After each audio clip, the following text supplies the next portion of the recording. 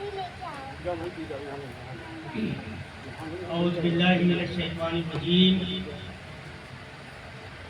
بسم اللہ الرحمن الرحیم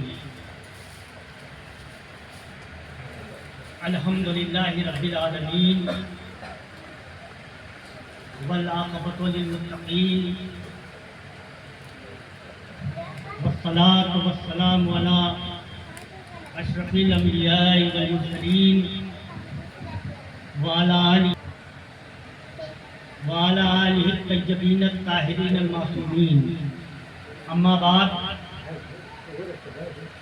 اعوذ باللہ من الشیطان الرجیم بسم اللہ الرحمن الرحیم ولا تقولوا لمن يقتل في سبيل الله اموات بل احیاء ولكن لا تشعرون صدق اللہ المولانا العظیم وصدق رسوله النبی الامین الکریم ونحن على ذلك لمن الشاہدین والشاکرین والحمد للہ رب العالمین۔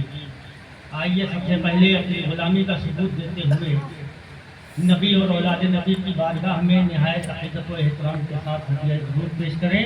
پڑھیے اللہم صلی علی سیدنا مولانا محمد وعلی آل سیدنا مولانا محمد کما تحب و ترضی بین صلی علیہ۔ اپنی زندگی کا ثبوت دیجیے، آواز بلند کے ساتھ درود شریف پڑھیے۔ پتہ تو چلے کہ آپ امام پاک کے ماننے والے ہیں۔ اللہم صلی علی سیدنا مولانا محمد وعلی آل سیدنا مولانا محمد کما تحب و ترضی بین صلی علیہ۔ شرف کے شہر میں ہر بام و در حسین کا ہے۔ شرف کے شہر میں ہر بام و در حسین کا ہے، زمانے بھر کے گھرانوں میں گھر حسین کا ہے۔ شرف کے شہر میں ہر بام و در حسین کا ہے، زمانے بھر کے گھرانوں میں گھر حسین کا ہے۔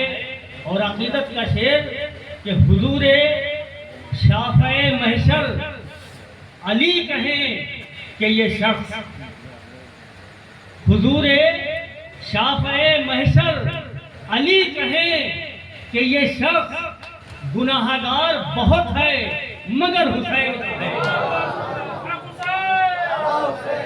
حضور شافع محشر علی کہیں کہ یہ شخص گناہگار بہت ہے مگر حسین کا ہے۔ اے مطلب درود پاک اور پڑھیے۔ اللہم صلی علی سیدنا مولانا محمد وعلی آل سیدنا مولانا محمد وبارک وسلم۔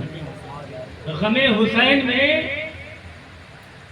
جو آنکھ نم نہیں ہوتی، غم حسین میں جو آنکھ نم نہیں ہوتی، قسم خدا کی قسم نہیں ہوتی۔ غم حسین میں جو آنکھ نم نہیں ہوتی، قسم خدا کی قسم نہیں ہوتی۔ اور حسینوں کرب و بلا کو گزر گئی صدیاں، حسینوں کرب و بلا کو گزر گئی صدیاں، مگر تڑپ دل مضطر کی کم نہیں ہوتی۔ حسینوں کرب و بلا کو گزر گئی صدیاں، مگر تڑپ دل مضطر کی کم نہیں ہوتی۔ اور پیاسے نے اپنے ہونٹ نہ رکھے فرات پر، پیاسے نے اپنے ہونٹ نہ رکھے فرات پر، تاریخ میں یہ پانی کی پہلی شکست ہے۔ پیاسے نے اپنے ہونٹ نہ رکھے فرات پر، تاریخ میں یہ پانی کی پہلی شکست ہے۔ اور قتل حسین اصل میں مرگ یزید ہے، قتل حسین اصل میں مرگ یزید ہے۔ اسلام زندہ ہوتا ہے ہر کربلا کے بعد، اسلام زندہ ہوتا ہے ہر کربلا کے بعد۔ ایک مرتبہ درود پاک کا نذرانہ اور پیش کریے۔ صلی علی سیدنا مولانا محمد وعلی سیدنا مولانا محمد کما تحب و ترضی بین صلی علیہ۔ خطبہ مسنونہ کے بعد کلام مقدس کی ایک آیت کی تلاوت کا شرف حاصل کیا ہے۔ سورہ بقر ہے، دوسرا ستارہ ہے، ارشاد خداوند قدوس ہے۔ ولا تجلوا لمن يقتل في سبيل الله اموات. جو لوگ اللہ کی راہ میں قتل کر دیے جاتے ہیں انہیں مردہ مت کہو، وہ زندہ ہے. ہاں تمہیں اس کی خبر نہیں، تمہیں اس کا شعور نہیں ہے کہ وہ زندہ ہے. تو یہ شہید کی تاریخ ہے. اللہ کی راہ میں جو حضرات شہید ہوتے ہیں یہ ان کی تاریخ میں قرآن پاک ارشاد فرما رہا ہے کہ وہ زندہ ہے. تو پہلے تو ہمارا یہ عقیدہ ہونا چاہیے کہ قرآن پاک علی اعلان اس بات سے آگاہ کر رہا ہے کہ شہداء زندہ ہیں. تو جب زندہ ہیں تو ہماری تمام اقوال، افعال اور عادات سے بھی باخبر ہے، ہماری عقیدت سے بھی باخبر ہے، ہمارے دکھاوے سے بھی باخبر ہے، اور ہماری سچائی سے بھی باخبر ہے، اور ہماری ان باتوں سے بھی باخبر ہے جو ہم امام پاک سے عقیدت نہ رکھ کر دنیاوی کسی شخص کے دباؤ میں یا اس سے متاثر ہو کر یا اس کو خوش کرنے کے لیے امام پاک کی بارگاہ میں عقیدت کا مظاہرہ کرتے ہیں، اس سے بھی بات ہے. کیونکہ قرآن کہہ رہا ہے زندہ ہے، تو جو زندہ ہے وہ صاحب سماعت بھی ہے اور صاحب بصارت بھی ہے، دیکھ بھی رہا ہے اور سن بھی رہا ہے. تو سب سے پہلے آپ لوگوں سے یہ گزارش ہے کہ اگر آپ کا یہ یقین اور یہ ایمان ہے اور یہ عقیدہ آپ رکھتے ہیں کہ امام پاک حیات ہیں اور آپ کی ہر بات سے باخبر ہیں، تو کم از کم وہ محفل، وہ مجلس جہاں ان نفوس قدسیات کا ذکر ہو وہاں کم از کم ادب کو دامن دیے رکھیں.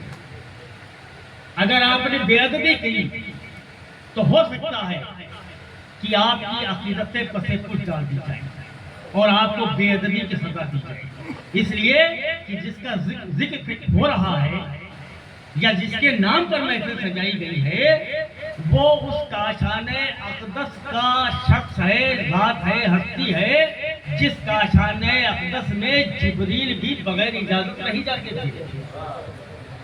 اور آپ ان کے نام کی محفل میں اگر بے ادبی سے بیٹھے ہیں یا آپ اس لیے بیٹھے ہیں کہ آپ دلدار مامور سے متاثر ہیں، ان کو خوش کرنے کے لیے آئے ہیں، یا اگر آپ اس لیے آئے ہیں کہ جنید سے آپ کے تعلقات ہیں یا معین سے، تو میرا خیال یہ ہے کہ آپ کو اس بارگاہ سے خالی ہاتھ واپس جانا پڑے گا. کیونکہ عقیدت اور محبت وہاں دیکھی جا رہی ہے اور سنی بھی جا رہی ہے.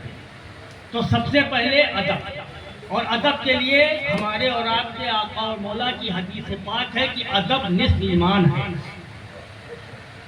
تو اگر آپ نصف ایمان ہی چھوڑ کے آئے ہیں تو ظاہر سی بات ہے آپ کو کیا ملے گا؟ کچھ نہیں ملے گا.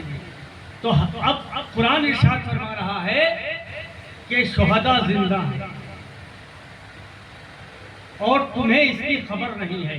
اب یہ خبر جو ہے یہ آپ کے لیے بھی ہے اور ان کے لیے بھی ہے جو واقعی بے خبر ہے، اور وہ آپ کے سامنے ہے. وہ بے خبر آپ کے سامنے بھی ہے، آپ کے تعلقات میں بھی ہے، آپ کی ملاقات میں بھی ہے. وہ واقعی بے خبر ہے. ہم لوگ اتنا بے خبر نہیں ہیں، لیکن اتنے بے خبر ہیں کہ ہم مرتبے سے ناواقف ہیں، ہم مقام سے ناواقف ہیں، ہم اس بلندی سے ناواقف ہیں جس بلندی پر مولا کی وہاں تشریف فرما ہے. وہاں پہ مولا وہاں سے ناواقف ہے، کیونکہ وہ بارگاہ سید الشہداء کی بارگاہ نہیں ہے، وہ بارگاہ ہے مولا کائنات کی، وہ بارگاہ ہے رسول اکرم صلی اللہ علیہ وسلم کی، وہ بارگاہ ہے حضرت فاطمہ الزہرا رضی اللہ تعالیٰ عنہا کی. تو وہ بارگاہ جس کے حضور آپ عقیدت اور احترام کے ساتھ حاضر ہوئے ہیں، اس بارگاہ میں سوئی کی نوک کے برابر بھی آپ کی غلطی آپ کے تمام اعمال کو رد کر سکتی ہے۔ اس لیے امام پاک کا تذکرہ ایسے مت ہونا چاہیے جیسے آپ عام طریقے سے کہتے ہیں۔ امام پاک کا تذکرہ اسی ادب اور احترام کے ساتھ کرنا چاہیے جو ان کی شخصیت ہے، جو ان کا مرتبہ ہے، جو ان کا مقام ہے۔ اور مقام سمجھنے کے لیے صرف اتنا ہی کافی ہے کہ جس ذات اقدس کی معراج کی رات میں رب العالمین انتظار کر رہا ہے، جس ذات اقدس کا، جس ذات اقدس کے حضور جبریل یہ عرض کر رہے ہیں کہ آگے جانے کی کام مجھ میں نہیں ہے، آپ تشریف لے جائیے۔ پھر ایک مقام ایسا آتا ہے کہ رب العالمین کی بارگاہ سے صدا آتی ہے کہ اے محبوب، آپ نے سفر پورا کر لیا ہے، اب آپ وہیں ٹھہر جائیے، اب میں آ رہا ہوں۔ یہ وہ ذات اقدس کہ جس کو لینے کے لیے ذات رب العالمین آ رہی ہے۔ اب امام پاک کا رتبہ اگر سمجھنا ہے تو یہ سمجھیے کہ جس ذات اقدس کو لینے کے لیے ذات رب العالمین آ رہی ہے، اس ذات اقدس کی پشت مبارک پر سواری کر رہے ہیں امام حسین۔ کیا مقام ہوگا؟ کیا سمجھتے ہیں آپ اس مقام کو یا اس مرتبے سے؟ اور ان کی بارگاہ میں اور ان کی مجلس میں اور ان کے ذکر میں کیسے آپ کو حاضر ہونا ہے؟ یہ تو ایک واقعہ ہی آپ کے لیے کافی ہے۔ امام حسین رضی اللہ تعالیٰ عنہ سید الشہداء ہیں، حیات ہیں، دیکھ رہے ہیں، سن رہے ہیں۔ اب سنیے کہ قرآن نے ارشاد فرمایا کہ شہید زندہ ہے۔ شہید کی 3 قسمیں ہیں۔ شہید 3 قسم کے ہوتے ہیں۔ نمبر 1 شہید حقیقی، نمبر 2 شہید فقہی، نمبر 3 شہید حکمی۔ اور 2 کا تذکرہ نہیں کروں گا، پہلے کا تذکرہ شہید حقیقی۔ شہید حقیقی وہ ہے جو اللہ کی راہ میں دین کی سربلندی کے لیے صرف اور صرف اللہ اور رسول کی خوشنودی کے لیے بغیر کسی دنیاوی لالچ کے میدان کارزار میں یا میدان جہاد میں تشریف لے جائے اور اس کو کسی ایسے آلے سے شہید کر دیا جائے جو آلہ جان لیوا، وہ شہید حقیقی۔ اور وہ شہید حقیقی منصب ملا ہے ہمارے اور آپ کے امام پاک کو، اور وہ منصب ہی نہیں ملا ہے بلکہ اس منصب کی وجہ سے امام پاک کو سید الشہداء کہا گیا ہے۔ امام پاک سے پہلے بھی لوگ شہید ہوئے ہیں۔ آپ کے چچا محترم، آپ کے والد محترم، آپ کے چچازاد بھائی، وہ بھی شہید ہوئے ہیں، لیکن سید الشہداء امام پاک کی ذات اقدس ہے۔ کیوں؟ اس لیے کہ میدان جہاد میں دین کی سربلندی کے لیے، اللہ اور اس کے رسول کے دین کی پیروی کے لیے، اور ایک فاسق و فاجر کو دین کے نقصان پہنچانے سے روکنے کے لیے اس آلہ قتل سے شہید کیے گئے ہیں جو زہر میں بجھا ہوا۔ آپ شہید حقیقی کے زمرے میں آتے ہیں اور سید الشہداء ہے۔ امام پاک، حالانکہ حضرت امام حمزہ کو بھی ہم سید الشہداء ہی کہتے ہیں، حضرت امام حمزہ بھی سید الشہداء ہیں، لیکن حضرت امام حمزہ کی شہادت اور امام حسین کی شہادت میں صرف اتنا ہی فرق ہے کہ حضرت امام حمزہ بغیر جہاد کے شہید ہوئے ہیں اور حضرت امام حسین جہاد میں شہید ہوئے ہیں۔ حضرت امام حمزہ تنہا شہید ہوئے ہیں، حضرت امام حسین اپنے رفقا، اپنے بھائی، اپنے بھتیجے، اپنے بھانجے اور اپنے بیٹوں کے ساتھ شہید ہوئے ہیں۔ اس لیے آپ سید الشہداء ہیں۔ یہ متفقہ فیصلہ ہے علماء اکرام کا کہ سید الشہداء حضرت امام حسین کی ذات ہے۔ تو شہید حقیقی، اس کو ذہن میں رکھیے گا۔ اب دونوں باتیں ہیں، شہید حقیقی ہیں اور زندہ، دیکھ بھی رہے ہیں، سن بھی رہے ہیں۔ حضرت امام حسین رضی اللہ تعالیٰ عنہ کی پہلے عظمت سمجھنے کے لیے وہ چند واقعات آپ کی گزار کروں جو بارگاہ رسالت میں آپ کی ذات اقدس سے منسلک ہے۔ حضرت ابو ہریرہ رضی اللہ تعالیٰ عنہ کی روایت، ارشاد فرماتے ہیں کہ عشاء کی نماز ہو رہی ہے،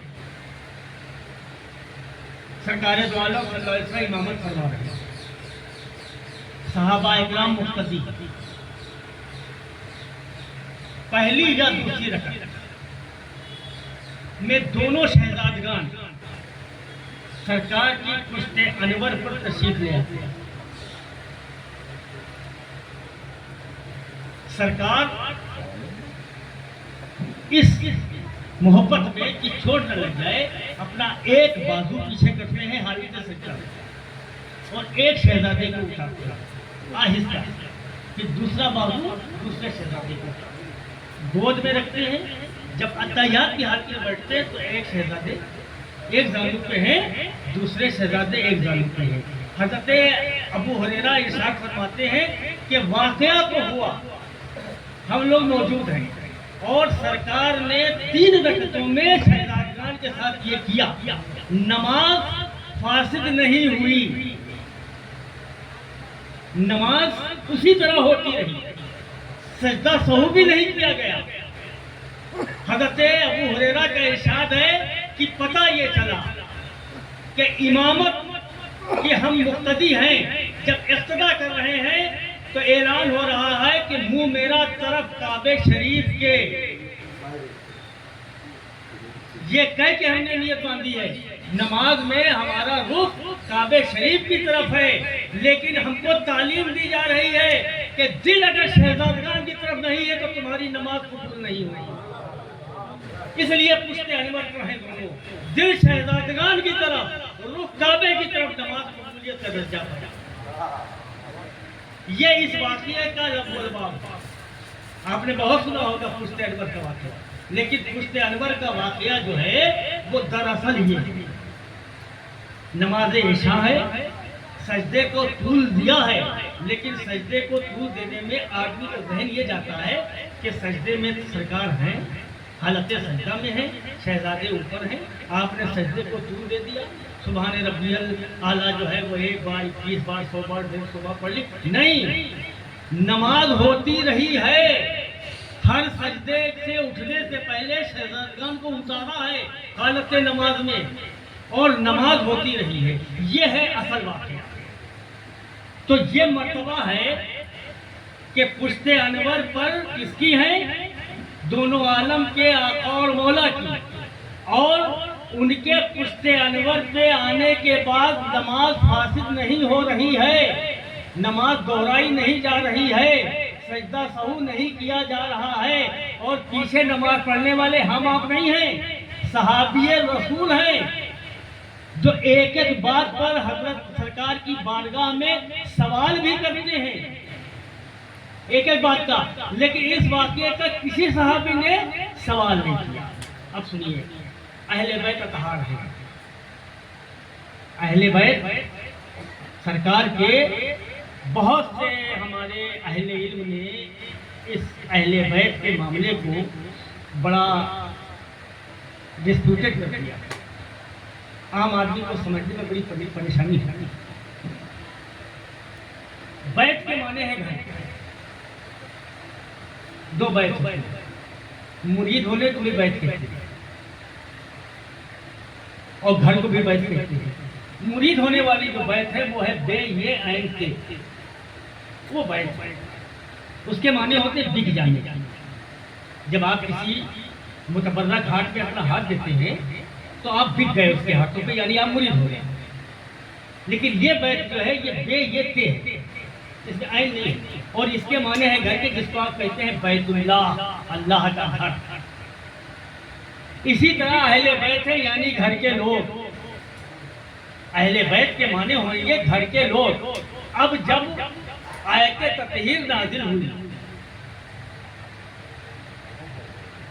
اور سرکار نے اس آیت مبارکہ کو صحابہ کے مجمع میں ارشاد فرمایا تو ظاہر سی بات ہے ہم کو لوگ تو ترجمے کے محتاج ہیں، ہمارے گھر میں عربی پڑھی جائے گی تو پڑھی جائے گی، جب تک ترجمہ نہیں ہوگا تو، لیکن وہ تو عربی کا ہے، ان کو ترجمے کی ضرورت نہیں ہے۔ جب آیت تطہیر نازل ہوئی تو صحابہ اکرام کے اندر ایک خلش پیدا ہوئی کہ ہم اہل بیت کسے مانیں. ایک آیت نازل ہو گئی اہل بیت کے لیے، اب ہم مانیں کس کو؟ ایک صحابی کھڑے ہوئے بارگاہ میں عرض کیا حضور اہل بیت کون ہے؟ سرکار نے فرمایا تاریخی ہے، کسی کی بات نہیں کاٹ رہا ہوں، کتاب کی بات کر رہا ہوں. اور میری ایک عادت ہے، یہ بھی سن لیجیے، کبھی بھی تقریر میں کوئی ایسی بات نہیں کرتا ہوں کہ وقت آنے پر اس کا حوالہ نہ دے سکے. میں ہر کتاب کا حوالہ دینے کے لیے ہمہ وقت تیار رہتا ہوں، کیونکہ کسی پہ اعتراض نہیں کرتا ہوں، جو سچ بات ہوتی ہے بتاتا ہوں. حضور اہل بیت کون ہے؟ سرکار نے فرمایا عربی میں، جس کا ترجمہ یہ ہے کہ علی، فاطمہ، حسن اور حسین. ثابت ہو گئی بات. سرکار نے ارشاد فرما دیا علی، فاطمہ، حسن اور حسین اور ان کی اولاد. اب ہمارے اہل علم حضرات اس دور کے یا اس سے پہلے ان کو یہ بات ہضم نہیں ہوئی، کیونکہ دیکھیے حسین کرنا ایک الگ چیز ہے، تعزیہ رکھنا الگ چیز ہے، علم رکھنا الگ چیز ہے، سبیل لگانا الگ چیز ہے، محرم میں قرآن خوانی کرنا الگ چیز ہے، لیکن محبت اہل بیت الگ چیز ہے جو جزو ایمان ہے. اگر محبت اہل بیت نہیں ہے تو تعزیہ بھی بیکار، علم بھی بیکار، سبیل بھی بیکار، قرآن خوانی بھی بیکار. اول چیز ہے محبت اہل بیت. اور سنیے، آپ نماز پڑھتے ہیں ماشاءاللہ، سب مسلمان ہیں، نماز پڑھنے والا کوئی بھی ہم آپ نہیں، متقی، پرہیزگار، مفتی، مولوی، عالم، حافظ، قاری اس بات کی گواہی نہیں دے سکتا ہے یا کوئی ثبوت نہیں دے سکتا ہے کہ نماز کی وجہ سے اس کی بخشش ہو جائے گی. یہ کہا گیا ہے کہ نماز اول پوچھی جائے گی، یہ کہیں نہیں کہا گیا کہ تم بخش دیے جاؤ گے، ہے بھائی کہیں. لیکن محبت اہل بیت کے لیے ہے کہ اگر آپ سچی محبت کر رہے ہیں اہل بیت سے تو آپ بخشائیں. اس کی وجہ یہ ہے کہ جنت اہل بیت کی ہے، اور اگر آپ نے سچی محبت کی ہے تو سخی کا خاندان ہے، ان کو گوارا نہیں ہے کہ محبت کرنے والا دوزخ میں جائے اور وہ جنت میں جائے. اس لیے بخشش لازمی ہے. نعرہ تکبیر، نعرہ تکبیر، نعرہ رسالت، نعرہ رسالت، نعرہ حیدری، نعرہ حیدری. اب خشک ذہن، خشک دل، ان کے حلق سے نیچے ہماری یہ بات شاید نہیں اتری، مجھے معلوم ہے، لیکن میں علل اعلان کہہ رہا ہوں کہ نماز بخشش کا ذریعہ ہے. کوئی ہمیں دکھا دے کہیں پر نماز کی پرسش ہے، نماز کی وجہ سے بخشنے والی بات کہیں نہیں لکھی کہ آپ اس کی وجہ سے بخش لیے جائیں گے. نماز کی پرسش ہے، ہو سکتا ہے معاف کر دیں بے نمازی کو، اور نمازی کی ایک کا ایک بھی سجدہ قبول نہ کرے، اس کو اختیار ہے، مالک ہے وہ. تو سرکار نے کیا فرمایا؟ حسن، حسین، علی، فاطمہ. اب مقام سمجھیے اہل بیت کا کیا ہے.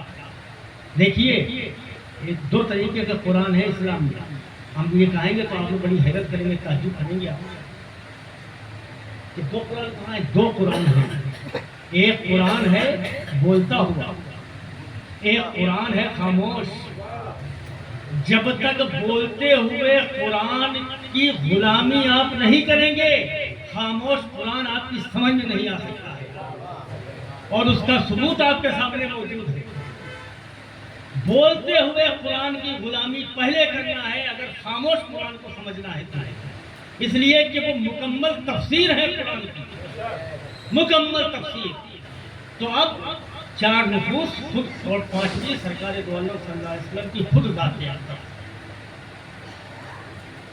لوگوں نے ڈنڈی مارنے کی کوشش کی تو اس میں اور بہت سے لوگوں کو شامل کر دیا اہل بیت. ہم کو اس پہ کوئی اعتراض نہیں ہے، کر دیا تو کر دیا، لیکن تاریخ اور قول رسول اور فعل رسول اس بات کا اعلان کر رہا ہے پکار کر کہ اہل بیت کو یہ سن لیا آپ نے کہ سرکار نے صحابہ اکرام سے ارشاد فرمایا اس آیت کے بعد نازل ہونے کے بعد کہ فاطمہ، علی، حسن اور حسین سرکار دو عالم صلی اللہ علیہ وسلم کی ذات اقدس سے منسلک جو ہماری اور آپ کی مائیں ہیں جن کو ہم ازواج مطہرات کہتے ہیں ان کا مرتبہ بہت اعلیٰ ہے، ہماری سب کی پوری امت کی مائیں ہیں، یہاں ان کا مرتبہ یہ ہے کہ سرکار دو عالم صلی اللہ علیہ وسلم کی زوجہ محترمہ کے لیے یہ اللہ کی طرف سے یہ حکم آ گیا کہ یہ دوسری شادی نہیں کر سکتی ہیں۔ اسلام سب کو اجازت دیتا ہے، بیوہ بھی دوسری شادی کر سکتی ہے، طلاق شدہ بھی دوسری، لیکن ازواج محترمات کے لیے منع ہے، اس لیے کہ وہ جس ذات اقدس سے منسلک ہیں اب اس ذات اقدس کے برابر کوئی ہے ہی نہیں، اور وہ سب کی مائیں ہیں، اب ماں سے تو شادی ہوئی نہیں سکتی، ماں سے کون شادی کر لے گا بھائی؟ پوری امت کی ماں ہے، تو مرتبہ ثابت ہے، پوری امت کی ماں ہے۔ اب سنیے اہل بیت کا مرتبہ، وہ ہو گیا سرکار کا قول، جب آپ نے آیت کے روشنی میں یہ ارشاد فرمایا کہ فاطمہ، علی، حسن اور حسین، یہ تو سرکار کا قول ہے، اعلان۔ اب سرکار کا فعل مبارک بھی سنیے۔ حضرت ام سلمہ جو سرکار کی زوجہ محترمہ ہے، ہماری آپ کی سب کی ماں، اور انہی سے روایت ہے، انہی سے روایت کر رہی ہیں کہ ایک روز درشی پڑھ لیجیے، اگر آنے والوں کو وہیں پہ بٹھا دو تو ڈسٹربنس ختم ہو جائے گا، وہاں انتظام کر دو،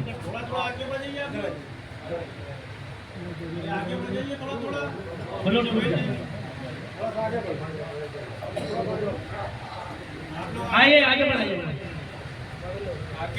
حالانکہ اس وقت محبت بڑی تکلیف سے ہے، اتنا پسینہ نکل رہا ہے، کوئی آگے بڑھنا چاہتا ہے، سب پھیل کے بیٹھنا چاہتے ہیں۔ دوسری پڑھ لیجیے بچے، وہاں پہ کچھ بچھا دو، دیر میں آنے والے وہیں بٹھا دو، اللہم صلی علی سیدنا مولانا محمد وعلی آل سیدنا مولانا۔ تو وہ ارشاد گرامی ہے، آیت کے لیے جب پوچھا صحابہ اکرام نے تو وہ ارشاد گرامی ہے، یعنی قول مبارک ہے کہ اہل بیت میں فاطمہ، علی، حسن اور حسین۔ اب فعل مبارک حضرت ام سلمہ زوجہ محترمہ، ان سے روایت ہے کہ ایک روز سرکار دو عالم صلی اللہ علیہ وسلم اپنی صاحبزادی حضرت بی بی فاطمہ کے دولت قدر پر تشریف لائے، اور آپ نے حضرت علی کو بلایا، پھر دونوں شہزادگان کو بلایا، ایک زانو پر ایک شہزادے، دوسرے زانو پر دوسرے شہزادے، ایک طرف حضرت علی، ایک طرف حضرت بی بی فاطمہ، اور اپنی چادر مبارک کو آپ نے اپنے اوپر ڈالا جس میں یہ چاروں نفوس آ گئے چادر۔ غور سے سنیے گا تب سمجھ میں آئے گا، چادر میں آ گئے، دعا فرمائے، اے اللہ یہ میرے اہل ہیں، وہ قول تھا یہ فعل، یہ میرے اہل ہیں، جو ان سے محبت کرے تو بھی اس سے محبت کرے۔ آپ لوگ قابل مبارکباد حسینی ہے نا، حسینی قابل مبارکباد ہیں کہ صرف حسین کی محبت میں ان کو یہ انعام مل گیا کہ اللہ ان سے محبت کر رہا ہے، کیونکہ رسول کی دعا ہے، رد ہو ہی نہیں سکتی، اے اللہ تو بھی ان سے محبت کر۔ حسینیوں کی قسمت، ان کا مقدر، سبحان اللہ سبحان اللہ۔ تو دعا فرمائی۔ اب سنیے غور سے، ابھی اب یہ واقعہ کا پوائنٹ آ رہا ہے۔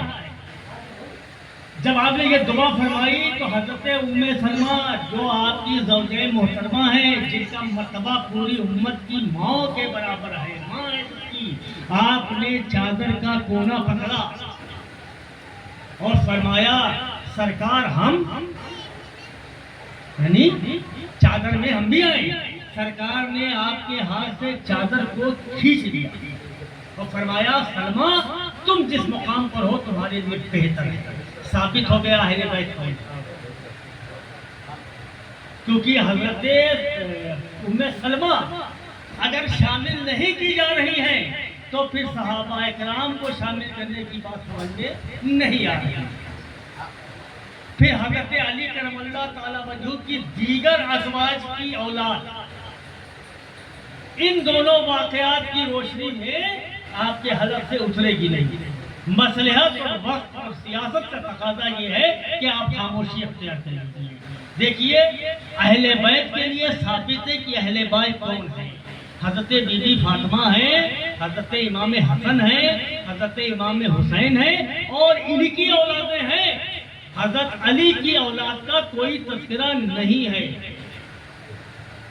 حضرت بی بی فاطمہ کے علاوہ بھی حضرت علی کی زوجہ محترمہ ہیں، لیکن اس شرط کے ساتھ ہیں کہ سرکار نے فرمایا تھا علی عرب میں چلو 2 شادی 3 شادی 4 شادی اور کوئی کیوں تھا ذرا دنیاوی طور پہ اپنا ذہن لے جائیے اس سے ہٹ کے تھوڑا.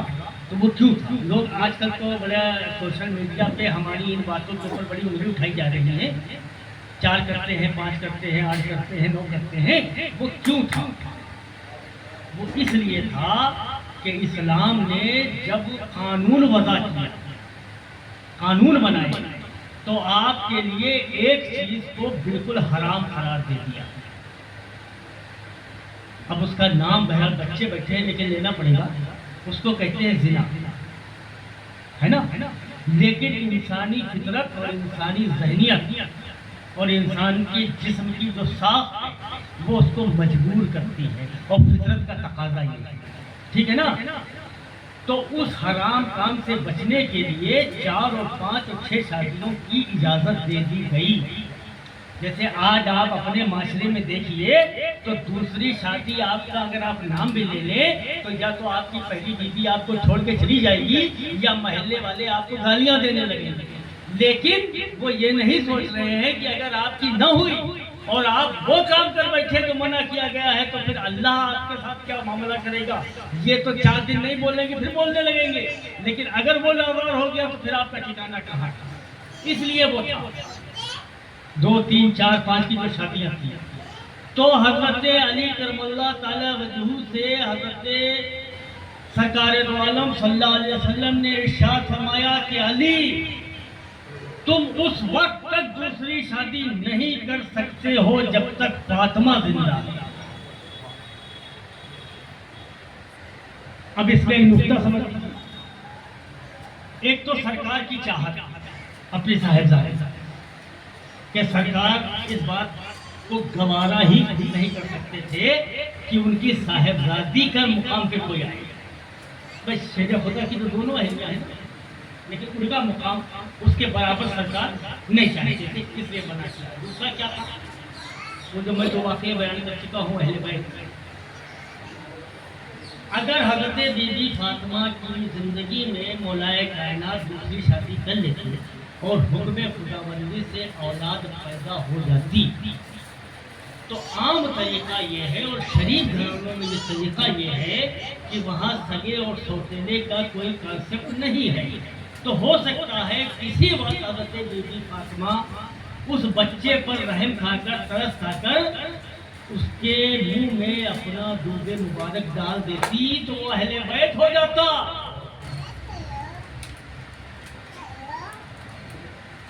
بی بی فاطمہ کا دودھ پہنچ گیا جس میں اہل بیت ہو گیا، اس لیے منع کیا گیا. سرکار نے منع کر دیا کہ تم نہیں کر سکتے ہو. یہ اس بات کی بھی دلیل ہے کہ اہل بیت ہے.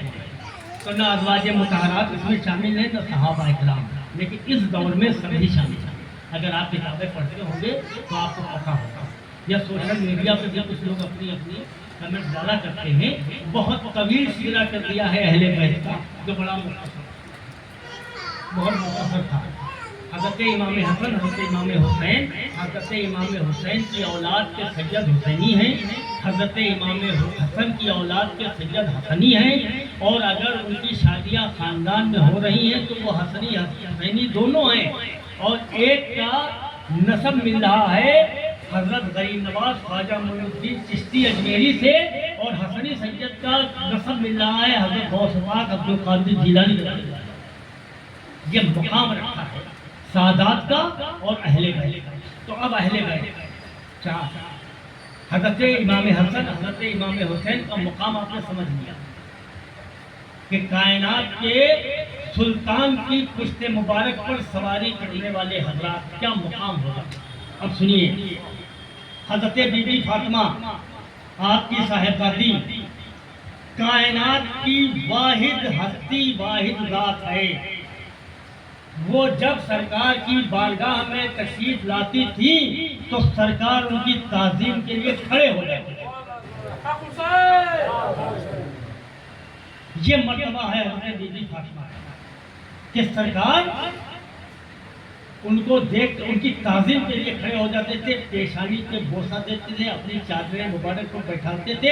جب حضرت بی بی فاطمہ بیٹھ جاتی تھی تب سرکار بیٹھتے تھے۔ یہ کون ذات اقدس ہے جس کا انتظار اللہ کر رہا ہے؟ یہ وہ ذات ہے جو حضرت بی بی فاطمہ کی تعظیم میں کھڑی ہو رہی ہے۔ حضرت عمر فاروق خلیفہ دوم سے روایت ہے، فرماتے ہیں قسم ہے اس ذات اقدس کی جس کے قبضے میں عمر کی جان ہے، میں نے اپنے کانوں سے سنا ہے کہ رسول نے حضرت بی بی فاطمہ سے ارشاد فرمایا کہ اے فاطمہ تم پر میرے ماں باپ قربان ہو جائے۔ یہ مقام ہے حضرت بی بی فاطمہ کا۔ اور پھر مولا کائنات کا مقام حجۃ الوداع ہے، مقام خم ہے، جس کو ابھی کچھ دن ہوئے عید غدیر، عید غدیر ہے کیا؟ بہت مناتے ہیں، آپ لوگ جانتے ہیں اس میں ہوں گے عید غدیر کے بارے۔ سرکار دو عالم صلی اللہ علیہ وسلم نے جب اپنی ظاہری حیات مبارک کا آخری حج فرمایا ہے تو ایک مقام پڑتا ہے خم۔ آپ نے وہاں پہ نشست کی اور اپنی اونٹنی کو منبر بنایا ہے اور خطبہ ارشاد فرمایا ہے، جس میں دو باتیں خطبے میں جو ہیں وہ ہمارے اور آپ کے لیے دونوں جہان کی دولت اور ہمارے اور آپ کی نجات کا ذریعہ ہے۔ اور ان دونوں باتوں کو 14 صدی کے پڑھے لکھوں نے غائب کر دیا ہے کچھ بتاتے کچھ ہے۔ خطبہ ارشاد فرماتے ہیں سرکار، اور تقریباً 1 لاکھ سے اوپر صحابیوں کا مجمع، شباب پہ ہے اسلام، تقریباً 1 لاکھ صحابیوں کا مجمع ہے جہاں ارشاد فرما رہے ہیں سرکار خطبہ بہت طویل ہے، ایک جملہ بیچ میں ہے، سرکار ارشاد فرماتے ہیں کہ میں تمہارے درمیان 2 چیزیں چھوڑے جا رہا ہوں۔ اب اس کو آپ کیا سمجھیں گے؟ وصیت بھی ہے کیونکہ آخری ہے، حکم بھی ہے، اور چونکہ سرکار ارشاد فرما رہے ہیں اس لیے میرے نزدیک فرض بھی ہے۔ سرکار نے فرمایا نماز پڑھو تو نماز فرض ہوئی،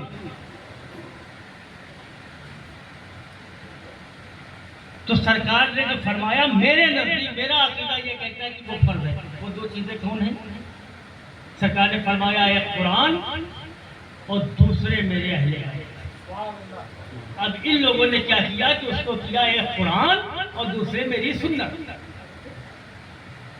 اب یہ وہاں بیان کر سکتے ہیں جہاں کوئی پڑھا لکھا ہوتا ہو، ایک قرآن ایک میرے، آگے سنتے رہیے گا، ایک قرآن ایک میرے اہل بیت، اور یہ دونوں ایک دوسرے سے یوں چپکے ہوئے ہیں۔ سرکار نے اپنی دونوں انگشتیں مبارک کو یوں کیا، یوں چپکے ہوئے ہیں، ان دونوں کو مضبوطی سے پکڑے رہو گے تو تمہاری نجات، تمہاری بخشش، تمہاری مغفرت، اور کبھی گمراہ نہیں ہوگے۔ بحیثیت مسلمان وصیت ہے، بحیثیت امتی حکم ہے، اور بحیثیت غلام اہل بیت ایمان ہے۔ اور سرکار نے ارشاد فرمایا ان دونوں کو پکڑے رہو گے۔ سنیے میری آواز پہنچ جی، کیا شام غریبہ بھی ہے؟ جی نہیں ہو سکتا، نہیں انورٹر بیٹھ گیا۔ कूलर बंद कर दीजिए, कूलर कूलर बंद कीजिए। कूलर अंदर से बंद कर दीजिए।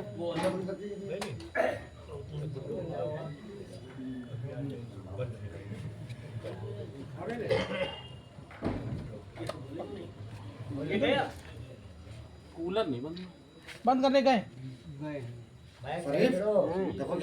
निकाल दिया, निकाल दिया।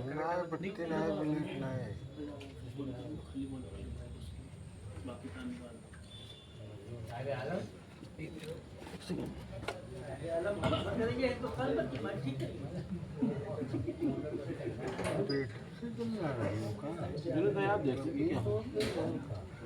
जाओ तुम जैसे ही खाली प्लग लगा दो वाला, बाकी सारे तार निकाल दो उससे। लाइट से लगाओ इसका। लाइट कहाँ है? तो कीजिए तो मोबाइल लो जरा बच्चे उधर ध्यान मोबाइल की तरफ हमारे बयान में अगर अंधेरा हो तो मोबाइल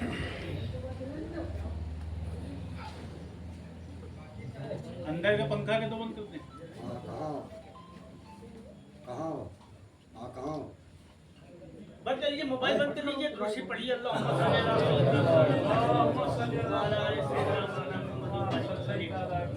इरशाद फरमाया, मैं तुम्हारे दरमियान दो चीजें छोड़े जा रहा हूँ, एक कुरान, एक मेरे अहले बैत। इनको मजबूती से पकड़े रहोगे तो गुमराह नहीं। अब उसके बाद खुतबा इरशाद फरमाते आपने सहाबा इकराम के मजमे से मुखातिब होकर इरशाद फरमाया कि मैं तुम्हारा वली हूँ। सबने बैक ज़बान कहा, या रसूल अल्लाह, लब्बैक, हाँ आप हैं। मैं तुम्हारा वारिस हूँ। सबने एक ज़बान होकर कहा, या लब्बैक, मैं तुम्हारा मौला हूँ।